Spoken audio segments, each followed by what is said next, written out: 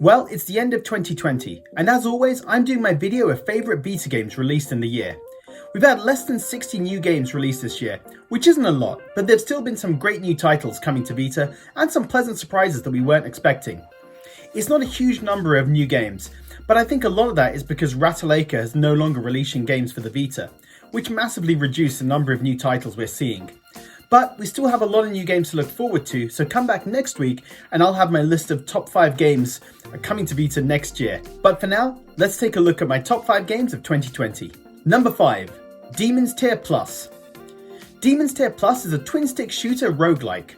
You control a hero as they enter a dungeon filled with enemies and traps to defeat the big bosses at the end of each area. Being a roguelike, you earn gold each playthrough that you take back to your town and use to unlock new characters and weapons.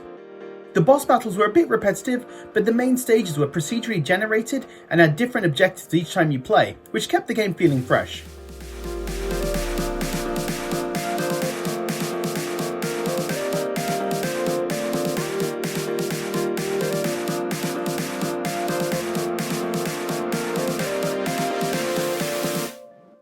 Number 4. Mekorama. Mekorama is a puzzle game and basically a clone of Captain Toad Treasure Tracker. It's got a cute protagonist in the robot Bee, and you need to get him to the end of each level by moving objects around, turning the level around and guiding him to the goal.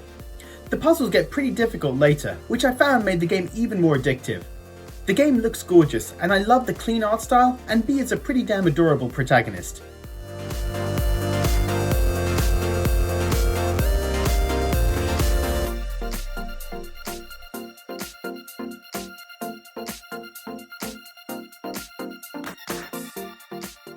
Number 3. Xenocrisis.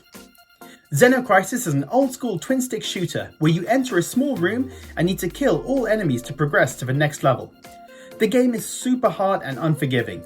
You can level up your character between levels, but once you lose all your lives, you're back to the start of the game again.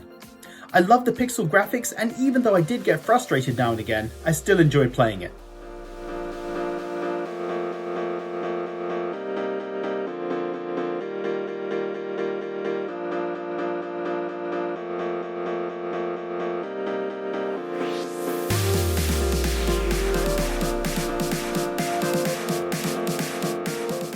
Number 2. Thy Sword. I wasn't expecting a lot from Thy Sword when I saw the trailer, but I had so much fun with this game. It looks like a game from an old Atari, but don't let that put you off. It's totally worth your time.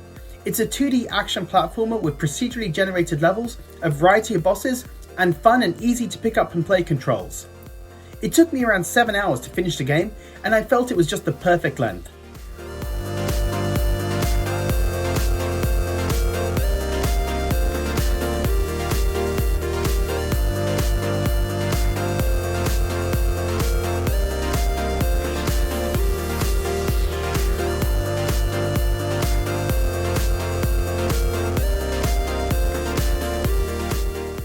So before I get to number 1, I want to give a few shoutouts to a few other games. Firstly, Knighten Plus, which is a really fun Zelda-like dungeon crawler. Active Neurons, which is an addictive puzzle game.